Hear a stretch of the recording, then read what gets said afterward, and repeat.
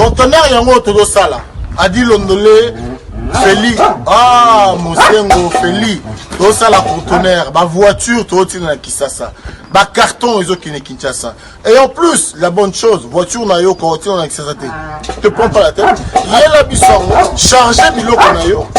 Te relivrer à domicile sans un bon au teki.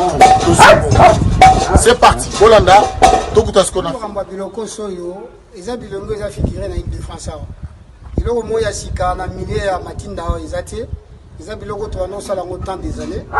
Mais à un certain moment, il y a les cabao tous les cas, tout s'est rattrapé pour changer la réseau de connexion.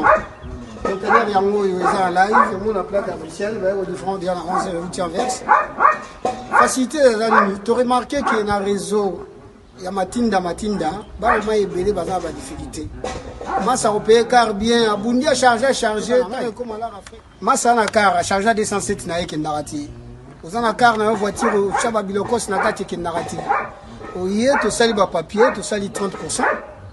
Voiture est comme na Congo, on a frétant on a conteneur, tant a oté kanga na teki, na longo li fret na ngana pourcentage. Yozu le reste na yo. Bonjour peuple congolais, bonjour Bandegonios Bozolanda biso partout dans le monde, baoba sepela toujours na face à la caméra. Bomoni faso to yeli na tonga lelo ezali pona ko répondre na ko recadrer na ngoika sanji, pe ko recadrer mwana na ya mwasi na ba propos diffamatoires ou lubi contre le président de la République. Nde yango bomoni tongo déjà tout ça déjà 7h du matin. To sokolima imba mbang poto to recadrer parce que ezana ba vérité moko na lingina bimisa pona batoyo bazaki na ba mal intention bazaki ba mal intentionné pour na pouvoir ya président Félix Tshisekedi. Quel est le problème avec la parcelle de Ngoïka Sanji? Quel est le problème avec la fille de Ngoïka Sanji qui parle de n'importe quoi au nom du première dame? Mais yambo tena ko makuna na lingina tali sabatu peuple balinga kabiso peuple ba sepelaka na mboka bozomona même nzambe na makomi na ye chaque fois na répéta kotali sabino que nzambe loba na makomi na ye nous devons lutter pour notre pays et muto azo lutter pour na mboka na ye alongola ba sentiment tribaliste alongola ba sentiment aîné alongola ba sentiment égoïste azana ba sentiment moko central c'est-à-dire ba sentiment moko général pour voir l'intérêt commun mboka na biso ekende liboso. Pourquoi na bandeli na nwana avant na ko répondre moi si moi na ngoika sanji na moi si ngoika sanji na ye moko ngoika sanji na répondre kuna na éclaircir peuple qu'est-ce qui s'est passé et raison nini balobela ki bango tango bakenda ko kutana président de la République concernant le pango na bango bakenda ko yebisa président nini makamunini le kakiti lelo ba de guerre pire bango na ba koma ko loba déclaration na contre la première dame mais yambo etena répondre kuna na ko yebisa peuple congolais ndenge na uchi ba awa ke peuple bisonyo so ba congolais toza la bomoko to lingana batebele baso taxenga balobi abeshole non bo taxenga te bande ko nanga boza libanda mboka boyeba ba réalité les kakawate ba politiciens congolais sont des escrocs, je vous dis la vérité, des aventuriers. Combien de personnes Tshisekedi a bengi n'époque Tshisekedi? Est-ce que peuple congolais boyebi pourquoi Tshisekedi a pouvoir te? Pourquoi Tshisekedi tia kena sa mabele lelo agera pouvoir te? Parce que bato azalaki ko faire confiance albiboya totonga mboka zo ande bazalaki baja renseignement pour te ba détruire Tshisekedi. Même rassemblement à l'époque o ememaki biso na dialogue ya Senuko pour te Kabila longwa et belé bomona ki ba Pierre Lumbi bayaki où est maintenant Pierre Lumbi aujourd'hui na moment rassemblement na zo lobela nanu te union sacrée na série ya bangunz Carlibon mais na zo lobela na rassemblement o ya 2016 o ekayamaki na 2016 avant que Tshisekedi aya rassemblement to yamba na banani to yamba ka ba Moïse Katumbi avec quel intérêt? Avec intérêt postulé comme président de la République au détriment de l'IDPS, au détriment du peuple congolais. Ba Pierre Lumbi to yamba ki bango. Où sont maintenant ba Pierre Lumbi? G14 to yamba ka bango. Rassemblement lelo ekenda wapi? Quel est le problème avec moi? Quel est le problème avec le président Félix Tshisekedi? Quel est le problème avec la base de l'IDPS? Non, notre problème c'est quoi? Tolingi ke batu ba changer, nazo répéter malamu. Na boy unité nationale te mais tolingi batu ba changer. Mais tolingi te mutu moko a changer, même Yesu na kati ya Bible. Tango zo limbi sa masuma batu. Alors ba qui va et ne pêche pas, ne pêche plus. Yesu alobi te ke kende pêche, après tu vas rentrer, moi je vais te pardonner. Non. Alors qui va et ne pêche plus. Ce qui est soyez bisu mutuke va et ne pêche plus. Et bon à plus fort biso ba politicien. Souci na biso eza unité nationale batubaya.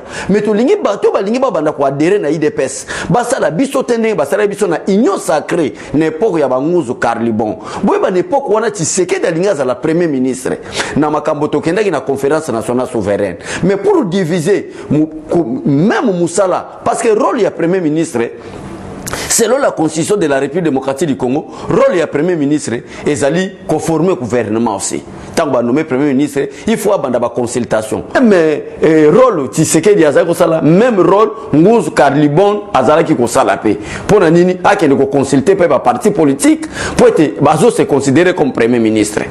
Vous voyez peuple congolais. Ndé angwa biso souci na biso ezali nini? Biso souci na biso ezali ke batunyo sotango bazo ya basangana. Ezaki objectif nangate ezalaki kaka na kofongola na yebisa bino situation mboka ezoleka otala intention ni ba politicien congolais bazalaka nango pour être ba détruire peuple na bango. Wana ezaki dossier na biso te analyse politique to kosala ngo lelo après-midi. Boyeba la lutte de l'IDPS avant 82 jusqu'à 82 ba attaque nini IDPS azwaka ba déception nini IDPS akutana nango si lelo Tshisekedi akena sa mabele et Félix Tshisekedi azosala a comme président de la République ba trahison ndenge nini IDPS azwa ba to ndenge nini IDPS ayamba pour ba sala adhésion et intention na ba on ba adhésion ezalaki nini wana analyse na salela bino lelo après-midi na sango ya Congo mais yango tena comme analyse wana na yende na face à la caméra lelo pour na répondre Ngoyi Kasanji dossier Ngoyi Kasanji Ngoyi Kasanji azana problème na justice pour na lopango oya Gombe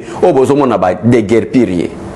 Ngoyi Kasanji est de la province de Kasaï, c'est-à-dire le frère du président de la République. Wana na badiko kene na batoyo ba mema na biso alire ya tribalisme. Ngoyi Kasanji c'était Muluba, Félix Tshisekedi c'était Muluba. Maintenant Ngoyi Kasanji est du FCC, Félix Tshisekedi est de l'IDPS. Deux partis politiques différents. Na ligna mema peuple congolais, bomona ke banalise biso to sala sans kozala na ene na mutu. Maintenant, yé atiki parti politique na yé. Ake ko senga audience qui nana ke ko senga audience Ngoyi Kasanji na mwana na yo azofinga première dame. Mwana na yo o biso to yoka ke akoma pe soki mwasi na bon. Ba vie privée ba biso to linga Hollande te soki mwasi ne soki pe kindoki soki bo biso kuna to kota te to lo ba makambo eza vrai. Aïe, à cette audience, peuple congolais, moi je vous dis la vérité. Ngoyi Kasanji a bandu ko solola na Mama Denise na Chiluba parce que Mama Denise est d'ici de Kivu mais du fait que mobile na za Muluba ayoka nepe Chiluba abandi ko loba mwana Muluba ngai kutu na voter ki Kabila te malgré na sana FCC ça c'est Ngoyi Kasanji et sa fille qui parle ngai kutu na zalaki na FCC mais na voter ki Kabila te na voter ki ndeko na biso boye. Écoutez la réponse du première dame. Première dame a dit non avec cette pratique, non avec ses intentions. Bissonné tozaboy. Mobali nanga il est dit Kasaï bien sûr to wanga na te c'est clair.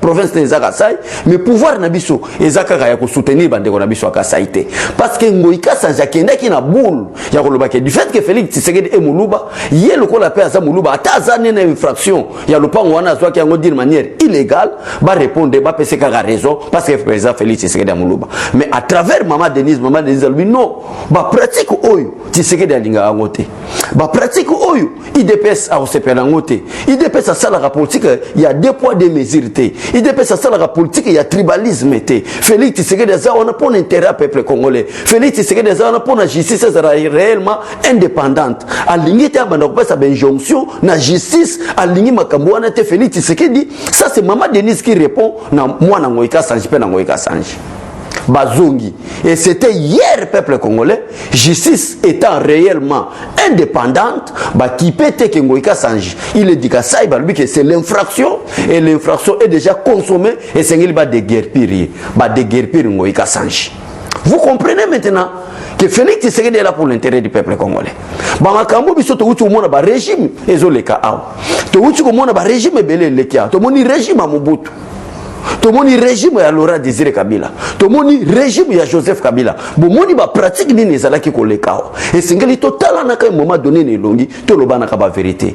To yebi ne poka Mobutu makamuni ezako salima awa. C'est tout na makambo etali justice to yebi n'époque Laurent Désiré Kabila makambo nini eza ko salima awa to imoni pe n'époque Joseph Kabila makambo nini ezalaki ko salima bino moko peuple congolais boza ba témoin bozomona na moment Félix Tshisekedi makambo pe sur tous les plans ya justice bozomona makambo ndenge ni ezo salima la justice ndenge comme réellement indépendante or que le président de la République avait plein pouvoir ya ko pesa ordre barbike ngoy ka sanji na rozo ayo za muto nanga papa muluba banini mais alobi niet pas question du tribalisme na makambo etali justice quand l'infraction est consommée c'est déjà consommable pour entrer la personne c'est l'arrêter ngoy ka sanji wana pas de guerre pirier peuple congolais maintenant à cause de cette déception oyo bakendeki na boule ya kokende kokutana na première dame pour dire que bapesa bango raison.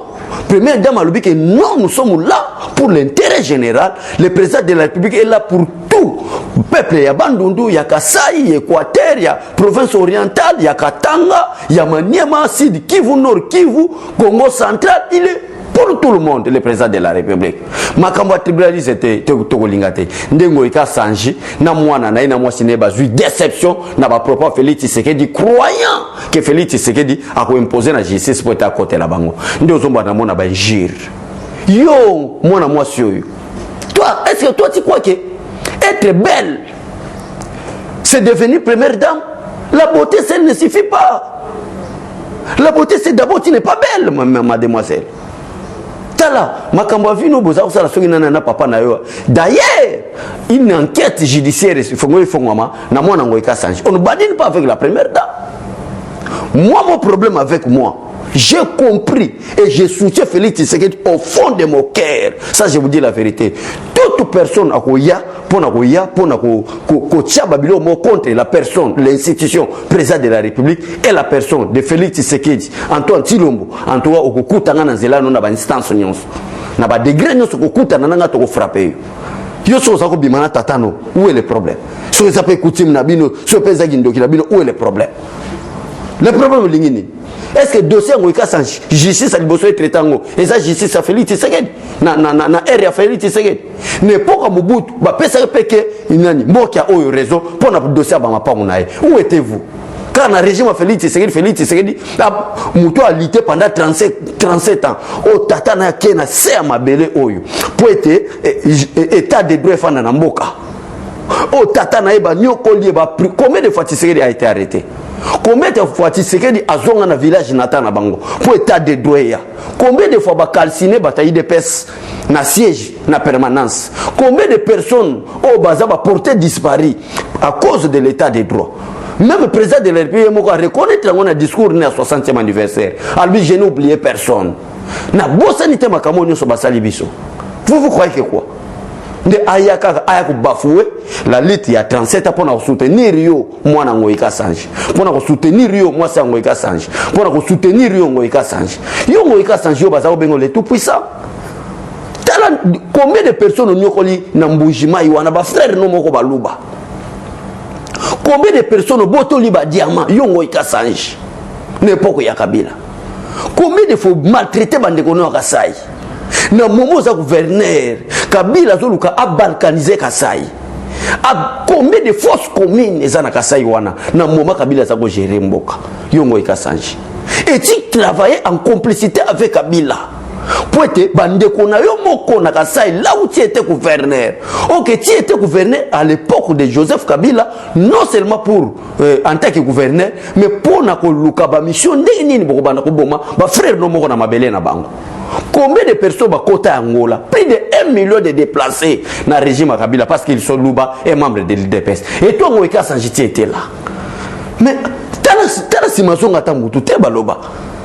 T'as si ma zonga moutou. Donc, wana ezapona ko tali sa peuple congolais que peuple congolais bino mo boso mona. Na régime Félix Tshisekedi, Ngoïka Sanjibuluba. Mais Mokia de l'Équateur, justice état réellement indépendante, ba pesi tort na muluba, ba zui raison ba pesi na mutu Équateur parce que azala ipe na raison naï. Mais pourquoi vous avez Félix Tshisekedi? Pourquoi vous avez baba n'importe quoi pour le régime Félix Tshisekedi? Qui a connu à tabato lokola bankayasa. Si vous avez bankayasa ba tseki bino na mutu. mais le lelo Kasai jaza na raison Félix Tshisekedi alinga loba non c'est mon frère de Kasai tokende mais tala lelo ba bengani moi qui a eu raison donc peuple congolais partout dans le monde boza bato balinga ka mboka na bango kende liboso ba place les hommes qu'il faut à des places qu'il faut. Nous on a compris que la place qu'il faut na poste à président de la République c'est Félix Tshisekedi. D'ailleurs on a leçon tous les cas chaque fois à bas le tribalisme. Mais yo moi na moi sango ekasanji, tu dois faire beaucoup attention. Kende osala musano mabe osala ka kende osala makamuno osala ka. D'abord tata nongo ekasanji a des problèmes sérieux. Même na ba frère na e place azaki gouverner na Mujimai. Azala ba problème sérieux, il faut qu'on l'arrête. Et yo mo pe yo font la source enquête judiciaire na personne na mo ko moi nango ekasanji pour qu'on puisse s'arrêter. On ne blague pas avec l'institution président de la République, on ne blague pas avec la première dame. Merci beaucoup ezaki moi éclaircissement. Tu vois rota sabino na tonga lelo que depuis que Félix Tshisekedi a commis na pouvoir, même justice est comme indépendante. Mutu mo ko ya ko beta to lota lobi ke naza muluba na ko sala mabeba okanga te preuve à l'appui à l'exemple yango bozo mona ngoika sanji. Yango bozo mona. Donc aimer le pays, aimer les autorités, nzamba pambola biso. Que Dieu bénisse la République démocratique du Congo, Dieu bénisse le peuple congolais. Pourquoi pas son excellence le président de la République démocratique du Congo et sa femme Mama Denise Nyakeru Tshisekedi Tshilombo, moi c'est à poids, moi c'est à valeur, moi c'est à soutenir Ramobali nae. Merci, au revoir et bye bye. Binonyo Sobolanda Kibiso. Merci et à la prochaine. Eshima, votre magazine qui bat au rythme de l'actualité. Retrouvez la nouvelle édition. Exclusivité. 60 ans après l'indépendance, état de droit sous le leadership de Félix Antoine Tshisekedi. Le 5e président de la RDC s'est jeté dans un combat sans merci pour l'instauration de l'état des droits. Contre vents et marées, Fachi Béton décide d'en finir avec une politique d'impunité. Félix Antoine Tshisekedi, porte-étendard d'un avenir radieux pour la RDC, un plan quinquennal largement tourné vers l'amélioration de la situation globale des Congolais. La gratuité de l'enseignement de base, l'amélioration des relations diplomatiques, la sacralisation du Conseil des ministres, l'indépendance de la justice, le redressement de la RDC, focus Haut-Katanga. Le gouverneur Jacques Kiaboula construit les routes du Haut-Katanga pour relever le défi du social et du développement. Le but est d'inonder Lubumbashi et les autres centres urbains de produits agricoles tout en baissant leur prix. D'un territoire à un autre, Jacques Kiaboula déploie énergie, volonté dans l'exercice de sa fonction. Découverte, nommé directeur général, Barnabé Mouakadi veut rendre la DGI plus performante. Dossier Eshima, l'église s'éloigne du milieu du village. Interview, porteur d'espoir dans la lutte contre Covid-19, grâce à l'Artemisia, le docteur Jérôme Mouniangui juge son expérience en RDC. Nation Covid-19. Le ministre de la Santé Eteni Longondo fait une mise au point sur la gestion de la prise en charge des malades. Loi des finances publiques 2020. Le VPM Jean Bodomayo atteint ses objectifs. Économie. Jusqu'où ira les francs congolais? Culture. Les tétélas. Tradition et histoire.